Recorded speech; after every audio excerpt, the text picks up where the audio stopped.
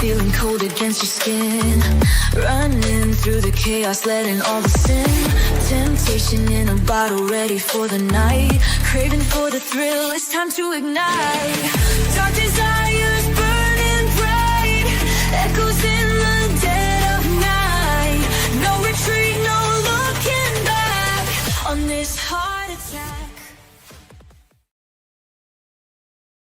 Hey everyone, how are you? I literally just stepped through the door. It has been a really busy day today. We've had multiple different court things on today. First, we had the appeal for Gregory Lynn. Gregory Lynn's appeal was on, or part of it was on today, and we got to see the Court of Appeal. So today was the Court of Appeal, slightly different to the Supreme Court. It is the Court of Appeal, and he's appealing his conviction and sentence. And yeah, it was a very long day, longer than I thought it was going to go today. I thought it was going to be a lot shorter. Ended up being in there till about an hour or 40 minutes, something like that ago. And yeah, it was very, very busy. We also had Isla Bell. So an update in Isla Bell. I'll go through both in a minute. Isla Bell, Muffin, do not come up here, sir. Not right now. Today, we had Isla Bell. So we were waiting on a decision to be handed down from that committal hearing that happened earlier this month. And we were waiting to see if we were going to trial. That's what we were sort of waiting on. We were waiting to see if we're going to go to trial. That has come through. We are going to trial in the Supreme Court for the murder of Isla Bell. So Yaffe and his buddy, they are the magistrate today, or the judge today, said that they did find that there was enough evidence for them to go to trial, and that it is now a matter for the jury to decide. So they have now said they have looked at it. They think it is best for everyone that the jury is the one to make the decision over whether these people are guilty of the crimes they are alleged of or not. So it has been a bonkers day today. I don't think I've even gone through everything. We're also waiting on Erin Patterson. Erin Patterson's time to lodge her appeal is coming to sort of an end. That variation of the suppression order that happened late last month, that gave an extra 28 days. That 28 days is coming up very early next week. But there is some issues with that. Next week is a public holiday in Australia.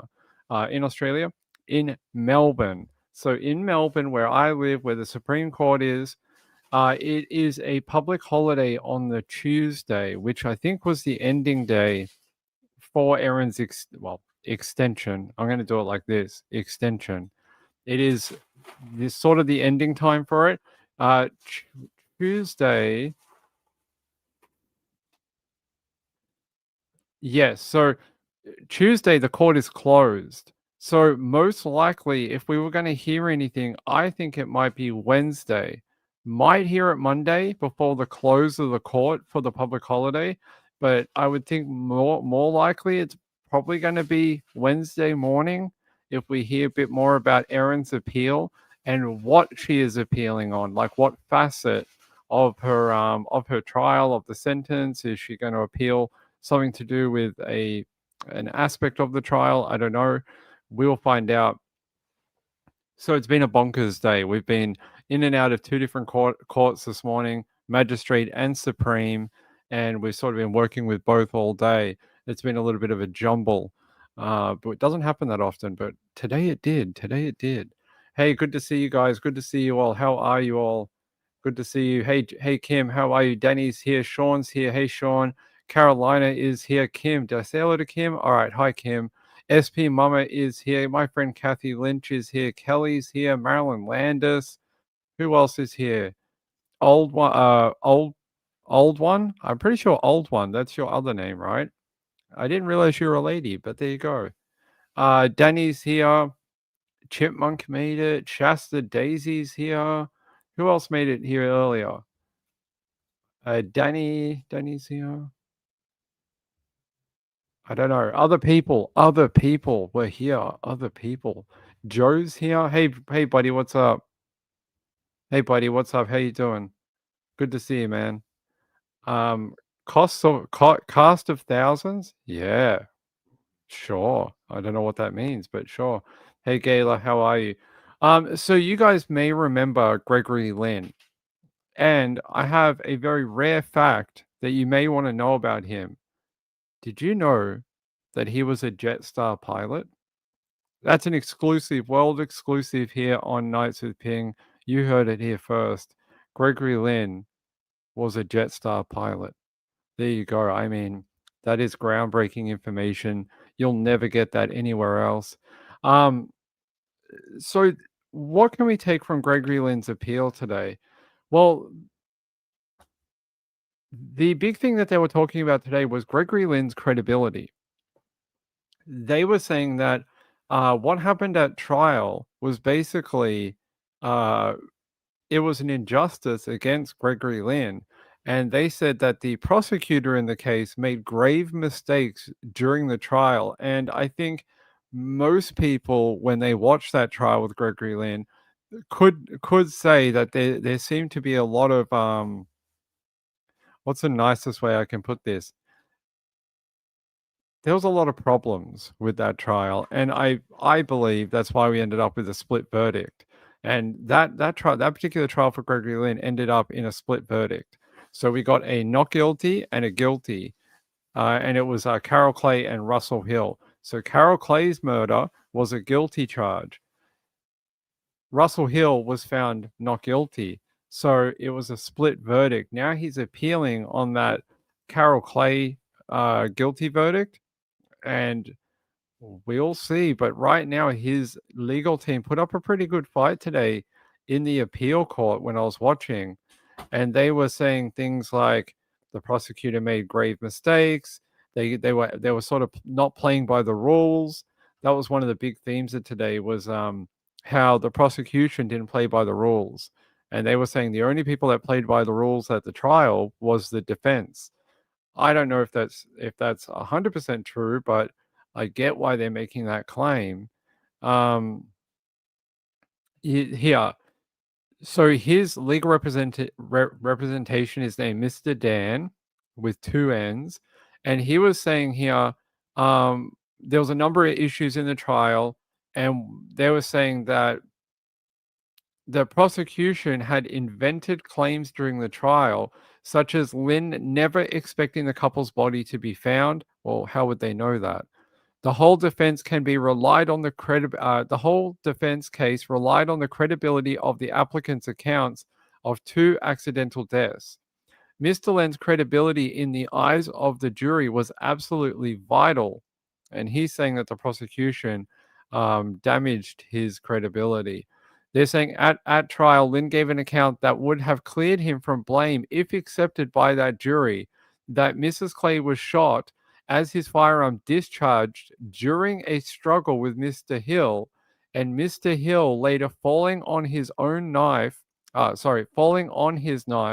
after attacking Lynn in grief. So that was the original story that Greg put forward, that there was a struggle over a firearm. It went off.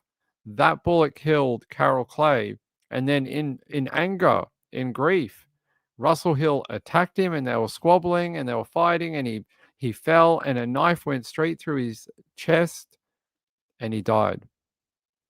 Now, that particular charge for Russell Hill was there was no guilty verdict for that. So, as far as the court says, well, they somewhat believed him in a way. The Carol Clay one, they're saying was deliberate. So there you go. We will see, but the appeal today seemed very strong, at least my opinion of listening to it today. It seemed quite strong. Hold on, what is going on?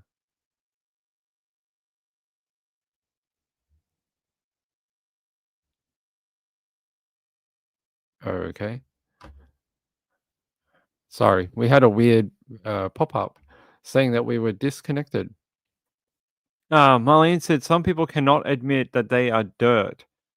Well, I mean, I get what you're saying here. Hold on, let me go through my. Sorry, I literally got through the door and turned the stream on, and so I haven't had time to set up anything as of yet. I'm just telling you everything off the top of my head. Um, here.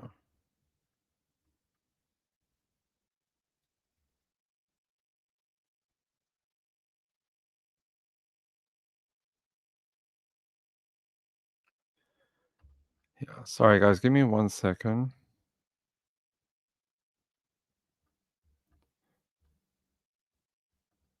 All right. Sorry, I'm just trying to load up some of my documents. So in the appeal today, Mr. Dan argued that it was insurmountable difficulty for the prosecution to try and claim this illegitimate attack on his client's credibility was not successful. Mr. Dan argued that the prosecution had committed outrageous breaches of the rules governing trials and the guilty verdict should be overturned. He said, this court has a duty to intervene in circumstances where a substantial miscarriage of justice occurred. And they're saying here, yeah, so one of the other big things today, the justices, so an appeal court is slightly different. In the Supreme Court, you have one judge, right? Or justice, and you have one. So he's the one who directs the trial or the proceedings. In an appeal court, you have three. So we had three today, two men and a woman. And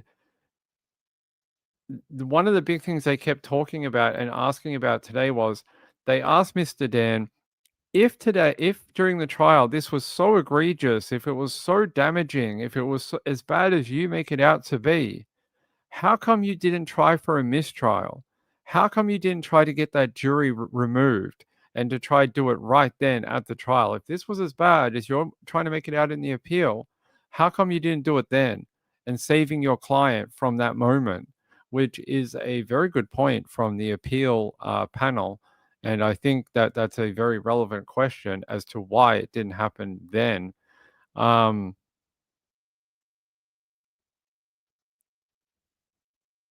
yeah, and Mr. Dan's response was, that his client was placed in an impossible forensic choice, noting if they requested a fresh trial, the prosecution would have a chance to mend their hand. And what he's trying to say is if they had pushed for a fresh trial or to get a mistrial declared, that the prosecution could go back, look at their homework, and then try and fix things. Anything they got wrong during the trial, they could then go back and strengthen for the second trial. And he was saying that's sort of unfair to his client, and one of the reasons that they didn't request it during the trial. I I can't tell you if that's true or not. All I can tell you is that is what happened and what was said today. Um, but like I said, they put up a somewhat very compelling argument about it. All right. Hey, by the way, I want to thank my friend Kathy. Thank you for the donations. Very kind of you. Happy Halloween to you for tomorrow. And I want to thank my friend Carla. Thank you very much. I appreciate it. Both of you supporting the channel. It's very kind of you both. Stop? Yeah, stop. Sure, I can do that. Um, hey, my friend, how are you? You have severe pain in your hand. I'm sorry to hear that. I'm sorry that you are in a bad way. Um, Kim says, "Ping, you're really good to remember all of that."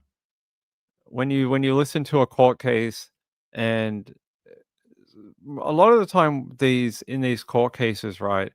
It's not that hard to remember different sections of it because often these points get relayed over and over and over again throughout the day. So sometimes, especially on this today in this appeal, we kept hearing the same concepts laid out sort of in different ways, but there's sort of there's only like so many main points that they're sort of appealing on, and they're just sort of exploring that.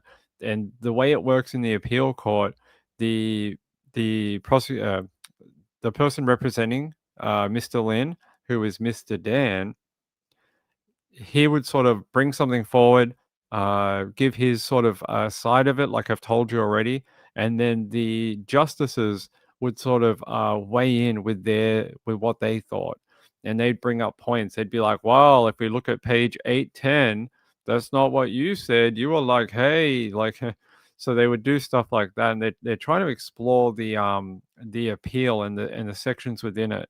They're trying to find out where there's legal standing and where things are actually make sense, and they're trying to get answers to questions. So um it sort of goes over and over. One of the other things Mr. Dan was talking about today was, hold on, where's my phone here? So one of the other things Mr. Dan was talking about today was when they were trying to when they reached a verdict. So it was not guilty for Mr. Hill's murder and guilty for Carol Clay's, Miss Clay. And one of the things he was saying in court today was that the jury had traveled down an improper pathway in reaching those verdicts. And improper pathway, he's trying to say that they were basically misled. He said, it was likely the judge had found Miss Clay was murdered. It was likely the jury had found Miss Clay was murdered to cover up Mr. Hill's death, a reasoning, a pathway that they were directed by the trial judge they could not follow unless they were satisfied beyond a reasonable doubt Mr. Hill was murdered. So they're saying that they were led down the wrong path to finding that verdict. Yeah, and he said here, this made sense in a factual context, but legally it made no sense. There is absolutely no doubt that the jury didn't follow that direction. This was done as an all or nothing case. There was never a pathway laid out by the prosecution on how you could have a split verdict. There you go. Um, Very interesting, if you ask me. And they were talking about here about the ballistic expert and how.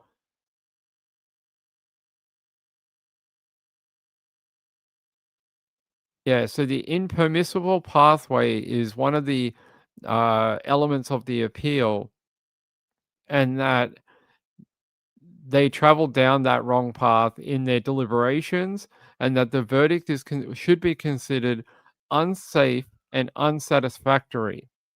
So there you go. And they're saying here the ballistic expert Paul Griffith he took a serious departure from the rules that govern fair trials. Um, yeah, there you go. So, Mr. Lynn, right now, as his verdict stands, 32 years in jail for the murder of Carol Clay. If that stands on appeal, so if the appeal is not successful, he will be eligible for parole in 2045, and he will be almost 80 years of age. So, not too dissimilar from Erin Patterson.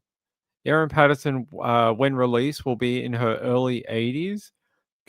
Gregory Lynn, if his appeal is not successful, he will be almost 80 years old. So, we'll see where we go with this. I'm just trying to see if I had to leave a touch early, so I'm just trying to see if we got a prosecutor's bit here.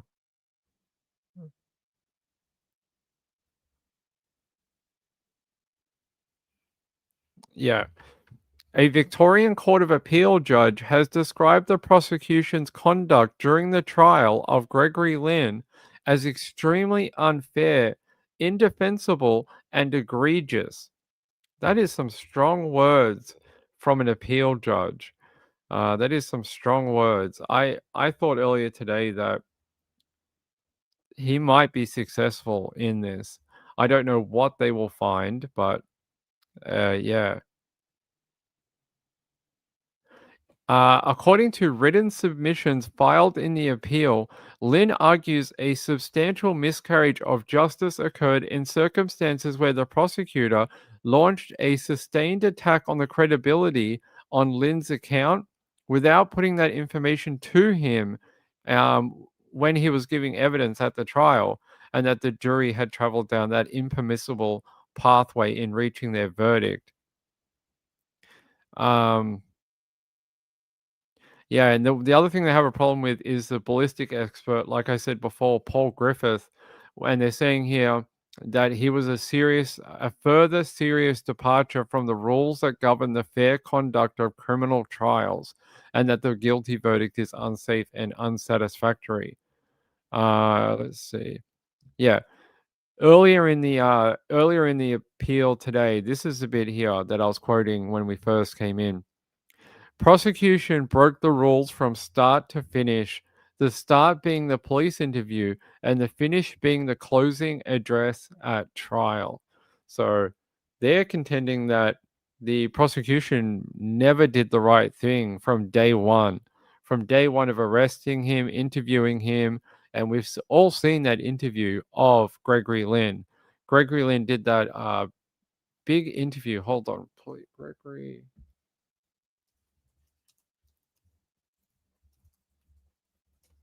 I think I've played it on the channel before. I'm hoping I can find it for you.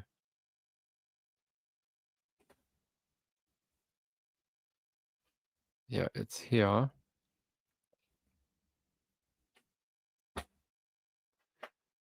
Uh, uh, uh.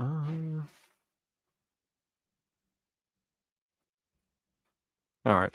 Give me about 3 minutes and then we'll play a bit of it. Carolina said I got an alert, but only after I went on. Okay, I'm sorry about that. Very sorry. By the way, thank you to those people. Yeah, thank you to the people who sent in the donations earlier. That's very kind of you guys. All right. Yeah, everyone hit the thumbs up and share. I would appreciate it. While we're waiting for this to load, because I'm loading from my USB, give me a second.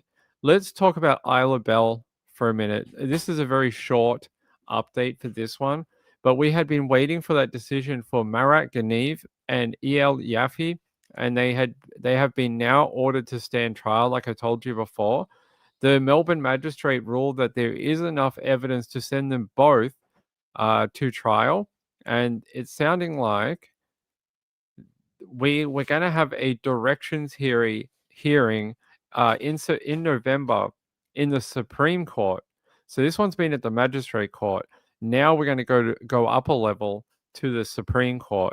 So now it's in their sort of court, and it'll go from there. We'll have pre-trial. We'll have a bunch of different things go on, but that leads me to believe that the most likely time that we're going to get a trial for these two for Isla Bell, it could be 2027.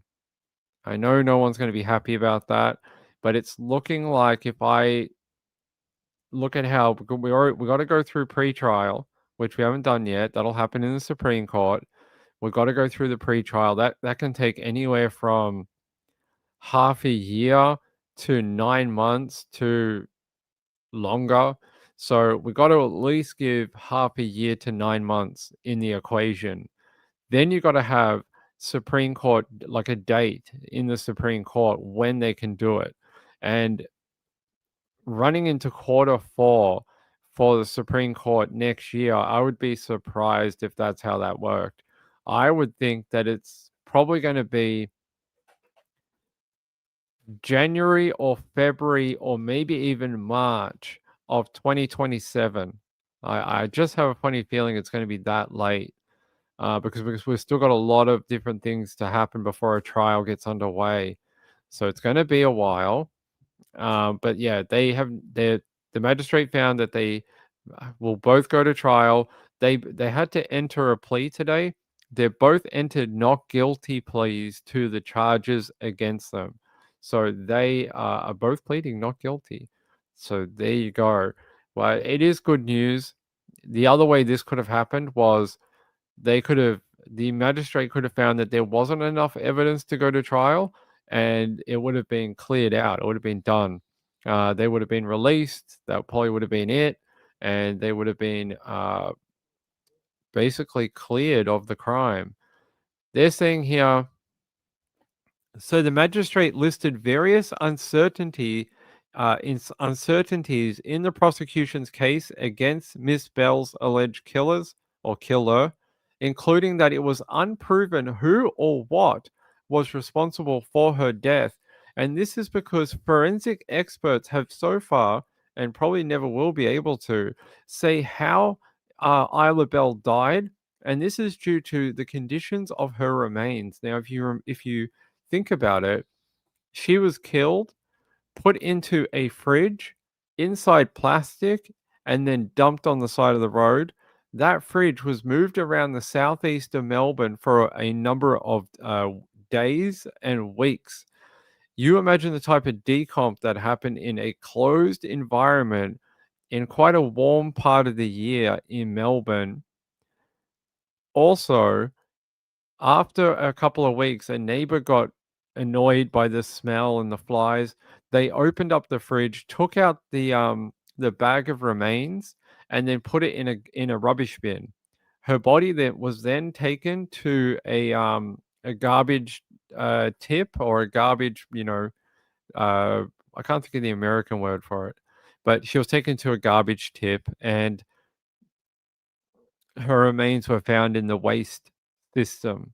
And you can imagine that they're not able to find a cause of death because of what her body has been through after death. Had been in that fridge, very sweaty, very humid environment. Um, it was then put in yeah, thank you, a dump. So they then took her body to a rubbish dump, and her body was there for a small period of time. And you think of the things that rubbish goes through when it goes through that. So the truck picks it up, and then it gets compacted, and they take it out, and it gets moved around, and there's a giant truck, and there's a lot of weight of the surrounding rubbish. So her body went through a lot, and it went through a lot of decomp as well. And they're saying that it is possible that the conditions of her remains could be partially due to the rubbish truck machinery crushing and hurting her remains. And the magistrate today in court said unequivocally on the expert evidence, the cause of death is unascertained, and they're saying that basically they can't tell. And they said the forensic experts had been unable to provide an exact time of death for Isla. And the magistrate also said there was no evidence of acrimony between Miss Bell and Mr. Ganiev, saying, on the contrary, the young woman had written via social media she had found the best Russian sugar daddy. There you go. Very strange. The magistrate also told the court medical experts could not confirm the cause of death and had agreed the possibility of a drug overdose could not be excluded. A number of drugs were found in Miss Bell's hair, spleen, and stomach, including methamphetamine, MDMA, cocaine, diazepam, cannabis, and ADHD medication, and methadone. So she had a absolute cocktail of drugs in her system. Yeah, it's very sad. So they can't rule out that she died of a drug overdose, but we'll see what happens when we go to trial. By the way, here's that young lady right here. There is Isla. Um, when we do get to trial, I will be there. I will be going to the trial when it gets underway. Ping will be there. And I will follow this all the way through the Supreme Court. So every step of the way, what I'm legally able to report to you, I will report to you. But just a reminder, anything pre-trial is unreportable. I will not be able to tell you. So it'll be blacked out until we go to trial, basically. So you yeah. But anything I can tell you that I legally am able to tell you, I will tell you, but it's very little. When you go into pre-trial, you can basically say about about a paragraph, and that's it. And you can't talk about anything else. So you might have a whole day with hundreds of words and sentences and witnesses and evidence, and I could probably tell you 4 sentences worth out of the whole day. That's it. Kelly said, "I'm confused. Somebody emptied the fridge with the whole body and didn't know it, then dumped it in the rubbish." Yes, someone thought it was animal remains, and for some reason decided the best idea was not to call the police. No, they did not call the authorities. Something smelt like decomp. They opened a sealed fridge and decided that they would touch it. Can I ask you, if you saw a fridge on the side of the road, and I've said this before, if you saw a fridge on the side of the road and it stinks, it smells, there are flies flying all around it, it smells like decomp, like the worst thing you've ever smelt in your life, is your first idea to unwrap the whatever's covering the fridge, open it up, and put your hand in it? Would you want to put your hand inside that fridge and pick up whatever was inside of it? Not call the authorities. Just put your hand in there and touch it. I don't think I would want to touch whatever was in that fridge, whether they thought it was animal or not. I don't think I walk around going, "Yes, there's a thing over there that smells horrible. Let me touch it." So I have questions about that, and I hope I'll get them answered at trial, because I hope that person comes forward as a witness for the trial, because I want to know what kind of person does that. Hey, audio. Yes, absolutely not. Yeah, no. Yeah, I don't understand why the authorities were not called like straight away. Don't put it in the bin, don't touch it. You call the cops and you go, "Hey, there's something out here that smells like a dead body. You come over and deal with it. You guys are the guys that deal with dead bodies. I don't deal with dead bodies. I don't get paid enough. You guys come over and you guys do it. You guys you guys figure it out." I don't think I would be like opening it up and putting my hand in, picking it up, walking it over to another bin and putting it in another bin. I find that horrific. It's pretty gross. Yeah. So look, it is good news. Good news for Isla. Um, these two, these two duck nuts will actually have to go to trial. They will have to answer to these charges in the Supreme Court, and we'll find out. We'll go from there for it. By the way, sorry to jump between topics, but here I said I would show you Gregory Lynn's police interview, and I have it here. So it's quite long. It's 3.5 hours long. I am not going to play 3.5 hours of Gregory Lynn's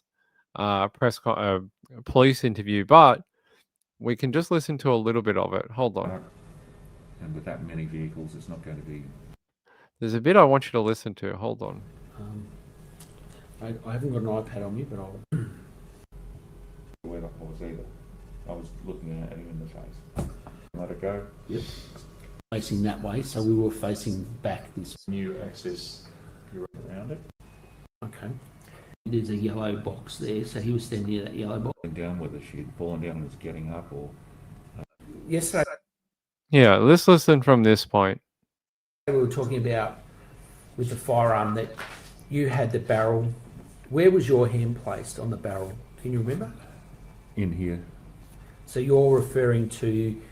Just after the foresight. Yeah, so essentially just after the foresight, between the sight and that in that part of the barrel. Yep. Yeah. Okay. Did you have your hand anywhere else on it? My left hand was on the stuff.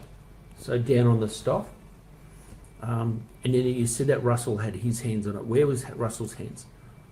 He had one hand on the pistol grip and the other hand on the forestock. When I reached up for it, all I could see was the barrel, and control for gun safety, controlling muzzle direction is my primary concern. I thought that I might be about to get shot in the back if I made a run for it, and that's what I reached up for and grabbed that with my right hand, and I was just focused on that. Yep.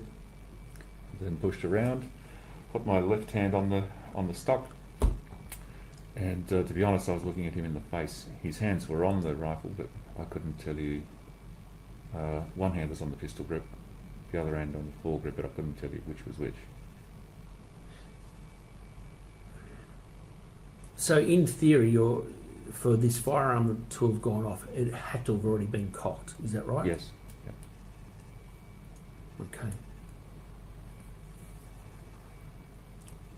All right. Did you clean the firearm after you got home? Yes, I did.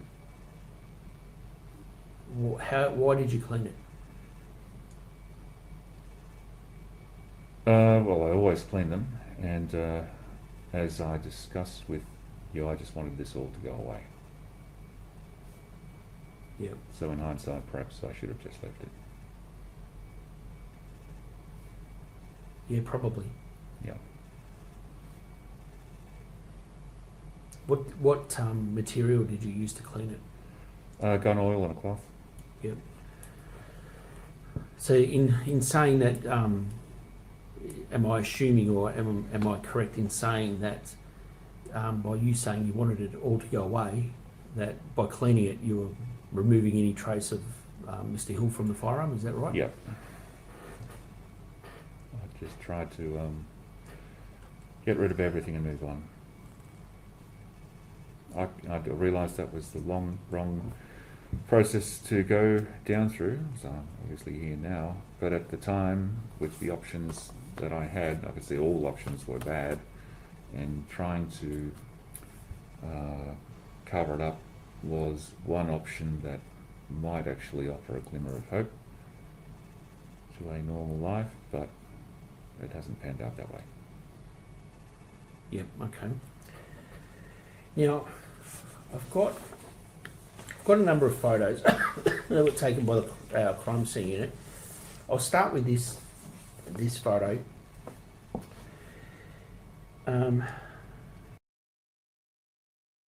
So there you go, a little bit of the insight into this police interview that his legal representation says was done. Basically, he was done wrong by from this very beginning. This police interview.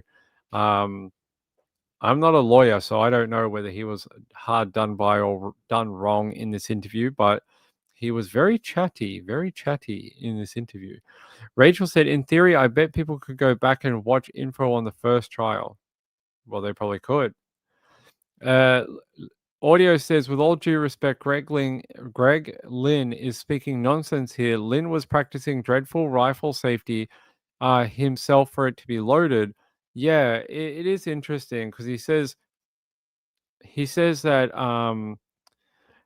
Russell Hill came to him, took the rifle from his vehicle, and then there was a struggle over the firearm, and the firearm went off and killed Carol Clay. And then there was this argument, and then the knife somehow entered Russell Hill's body, and he died. So, scrap metal dollars. He was very calm. He is very calm in this interview for someone who, yeah. Quite sure I was seen, identified by someone who told a villain, and Yep. Yep. and yeah, wouldn't be surprised. Yeah.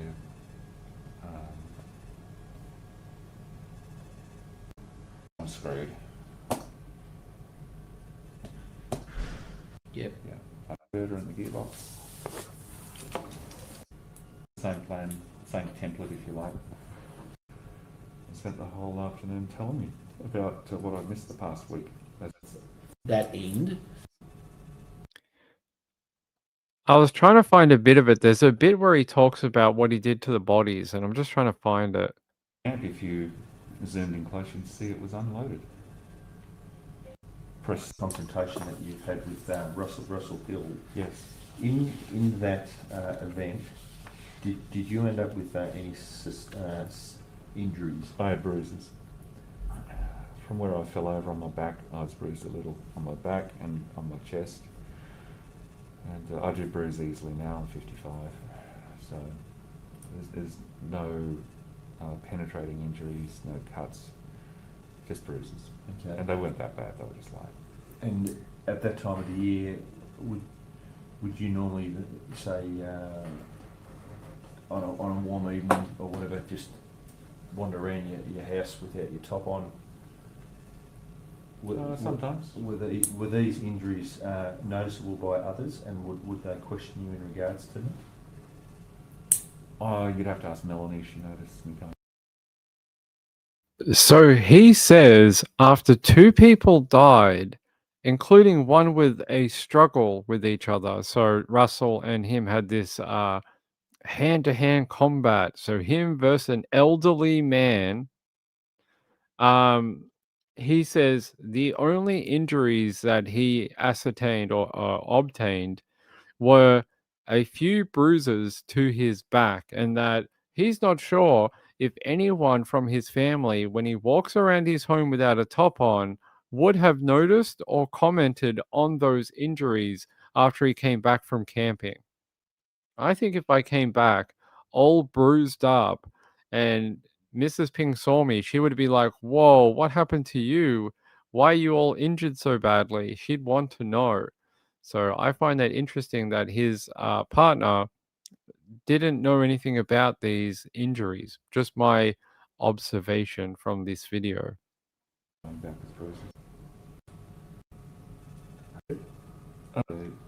Both the phones were in the car. Oh no, one of them, one was in the car, one was still in the drone. In this situation, we've got two deceased people. Yeah. And your whole mindset. How do you control one? Emotions?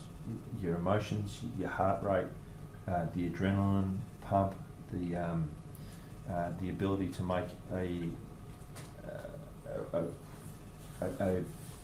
informed, I suppose, decision step by step, because it appears that in a relatively short space of time, it's like, okay, we've got to get out of here, and it seems that you've weighed up the fact that, all right, I can drive into Sale and tell the coppers what the go is, or I can make 100 more decisions as to what I'm going to do in order to cover up. Because we're all different. We're all very different. True.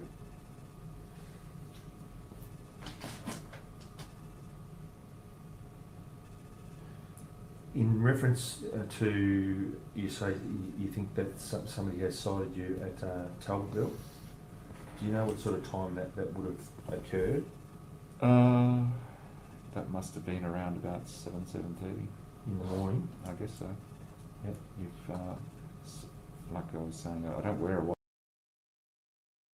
So there you go. Just an insight into that Victoria Police interview from Gregory Lynn, and yeah, it's a very interesting look at someone being interviewed for two very serious crimes, which we now know he was found not guilty of one, guilty of the other, but he's now in front of the court wanting his appeal to go through and be successful.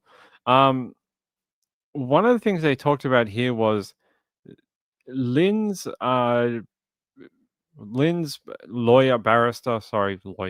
barrister basically said today that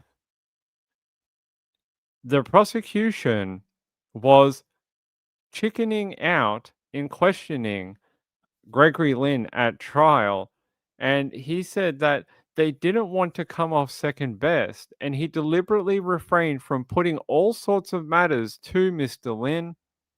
The incriminating conduct issue and his explanations were vital. If the jury rejected his explanations, it was a direct pathway to guilty. So the failure to put the whole case to him was very, very significant.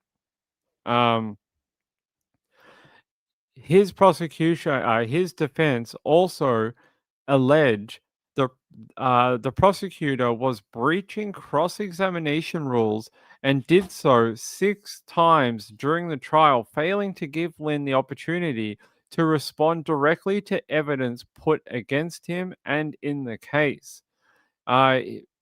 Dan KC, opened the appeal by claiming that the prosecutor played outside of the rules, and they're saying that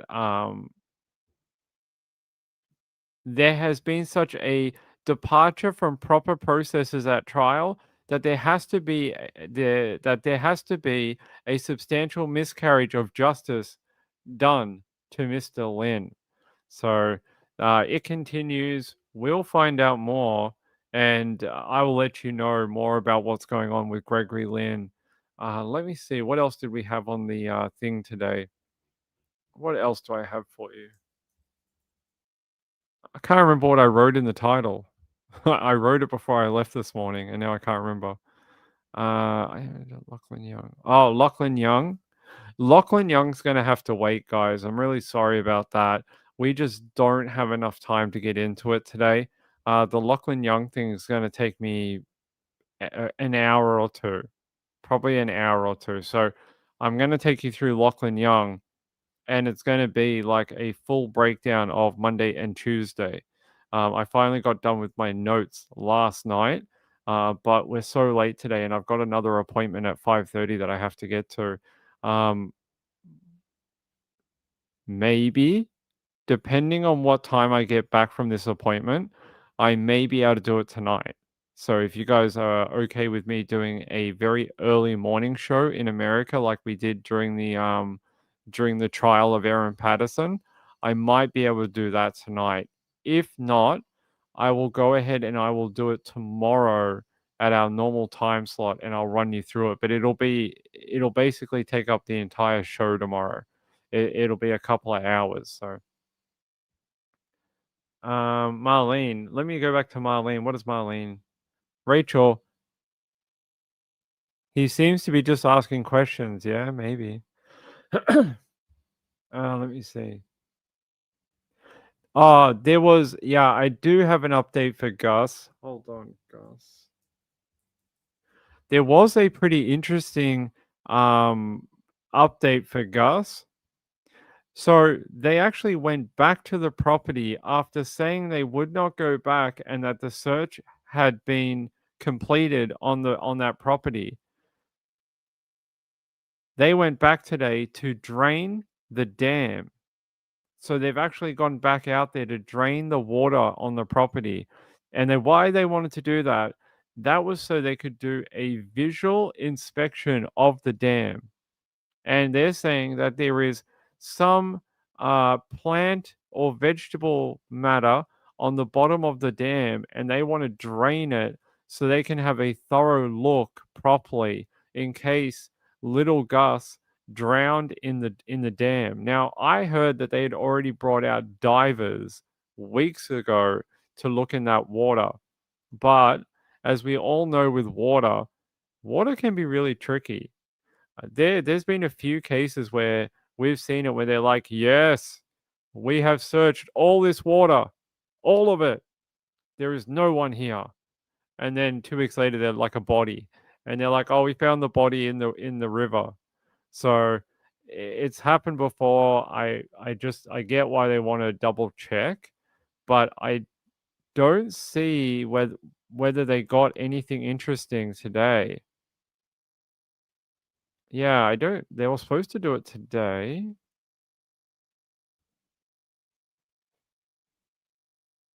Yeah, I don't see an update on what happened here. But I'll take you to 7 News. They got a little quick update. As we go to air this afternoon, police are draining a large dam in the search for Gus Lamont, who disappeared from his family homestead more than 1 month ago. Live now to our reporter Lauren Rose in Yunta. Lauren, good afternoon. It's not the first time this dam has been the focus of this ongoing investigation.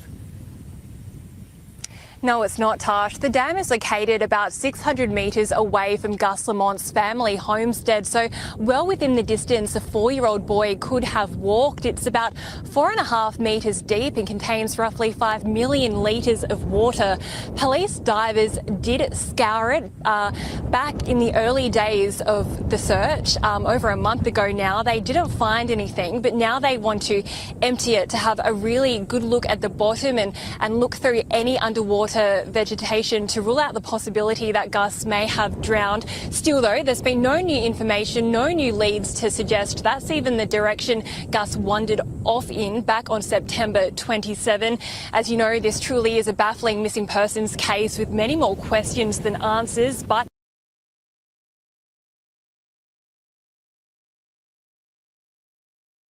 So there you go, that dam, that's what they're draining to look into it and see whether Gus is there. Being that it is almost 5 o'clock, I think we would have found out by now if Gus was in there. So, Danny asked, where's Sienna been? I haven't seen Sienna in half a year. When we went to the trial, she just stopped coming to the channel. So I don't know, maybe she didn't like Aaron Patterson and she wasn't interested and decided that we weren't worth her time anymore. I don't know. But I haven't seen her in a long, long time. So I hope she's doing well though. Hope she's doing well. Hope she's okay though.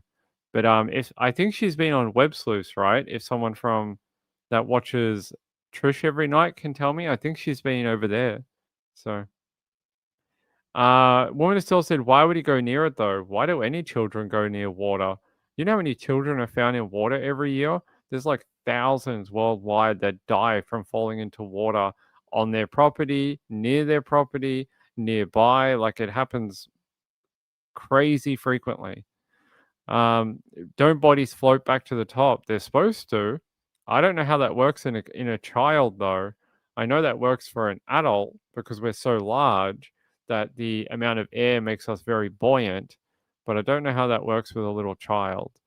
I would have to ask our death investigator friend and ask him what he says. It's hot. It is hot. I don't know if he could swim. I don't know. No idea. Linux says, when I was Gus's age, I ran out into the ocean and had to be grabbed. Kids in water are like magnets. Yeah, kids love water. So, yeah, it was Nicola Bully that I was talking about. Yeah, they were like, we had the best search and rescue guy in the world. Check the river. And he was like, Nicola is not in this river. I have checked it 4 times. Nicola ended up being in the river and they found her body in that river. So you can never say never with anything. So not if the plants trap him. That's what they were wondering. That's why they wanted to look at the plant and vegetable matter in the dam, because I think they were worried that he might have got entangled in it and drowned. Hey Joe, what's up, brother? Joe says bodies actually don't always float to the top.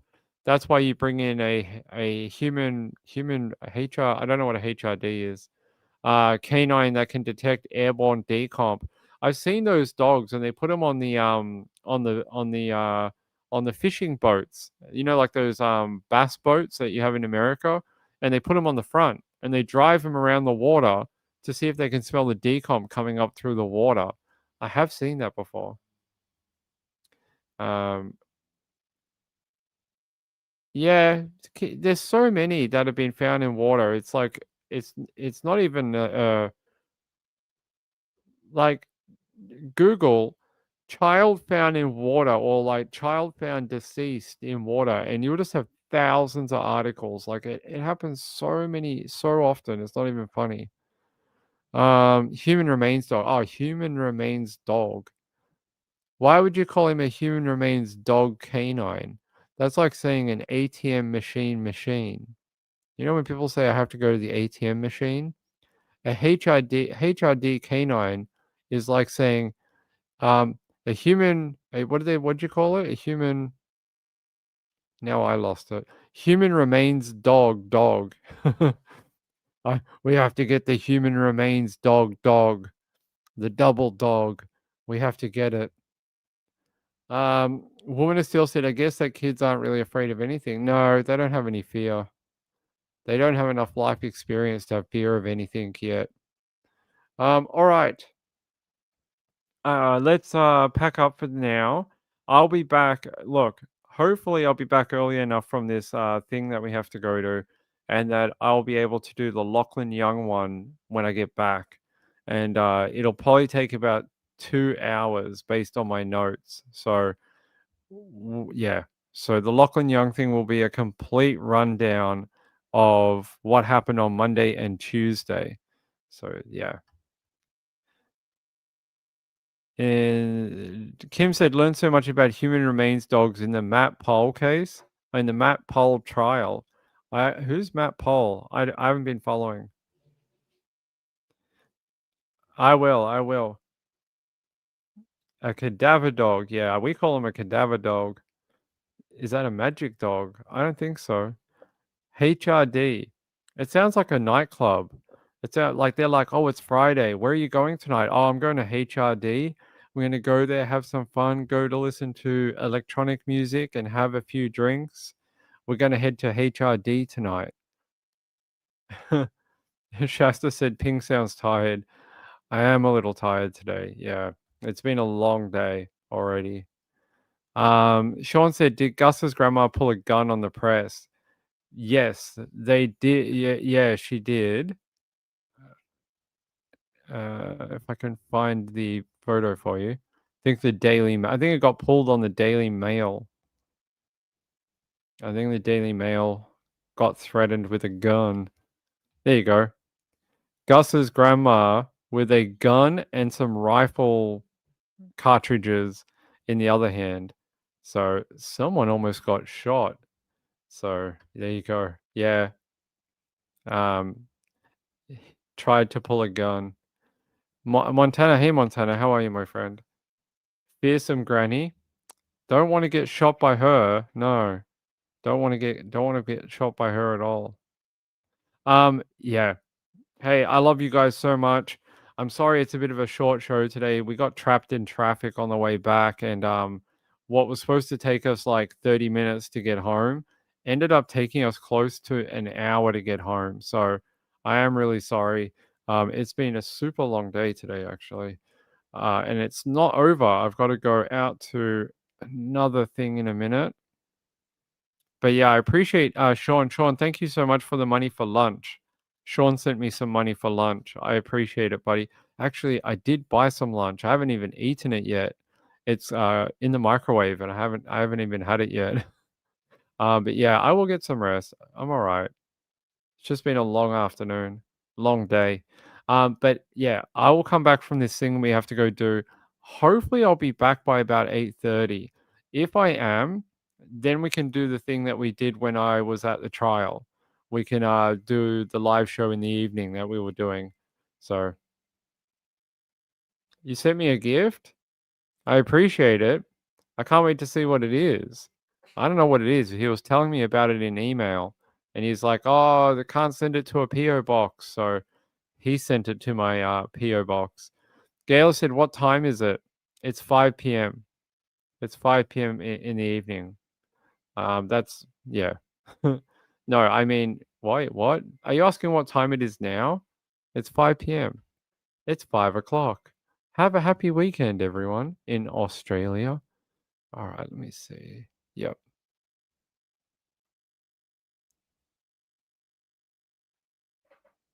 Thanks to the mods. I appreciate all their help. Okay, all right. I'm going to get out of here. Hope that was a pretty good update. It's been a long day. I will have more in-depth things from each three of these things. I will have more in-depth stuff over the next 24 hours. But hopefully tonight, but if not, it'll be tomorrow's show. We will do you a full rundown of what happened in Lachlan Young, including the victim impact statements, which I'll read to you about Hannah Maguire and what her death has meant to her family. So, oh, you guys went forward in time by 1 hour because you guys came off your. Yeah, send Ping Halloween photos. If you're going to a Halloween party, if you're dressing up for Halloween, if you have small kids and you're like having fun and decorating your home or something, send me photos of your Halloween. Don't include any children. Don't include any underage people. But send me photos of like your Halloween decorations. Hold on. Sunday with Ping. Send it to this email in the chat. sundaywithping@gmail.com. You guys are back in the fall? Okay, cool. That'll be really good. With you guys gaining an hour, it means when we do the show, it'll work out a lot better for the timing, and I think a lot more people will be able to hang out with us on the late show. So it'll be really good when you guys go off daylight savings time and go back to your like normal time zone in America. I think it'll be really good. All right, hey Jojo, what's up, my friend? I think we upset that lady the other week. The lady that we were like just joking with her spelling. I think we really upset her. I think she was really unimpressed that we were making fun of her spelling mistakes, which we do that to everyone on this channel, including Ping, when I make spelling mistakes. So don't take it personally. Ping can't spell either. All right. I love you all. I'll be back hopefully later in a few hours, and we'll do Lachlan Young. Love you all. Thanks to the people who donated. Your donations allow me to go out to the court and cover live trials like this and bring back the information to you guys.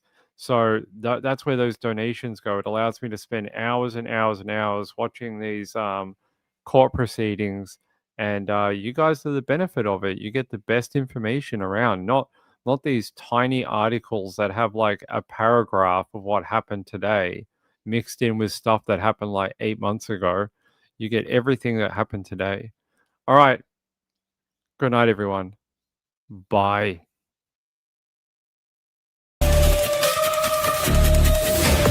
Leather jacket feeling cold against your skin. Running through the chaos, letting all the sin. Temptation in a bottle, ready for the night. Craving for the thrill, it's time to ignite. Dark desires burning bright. Echoes in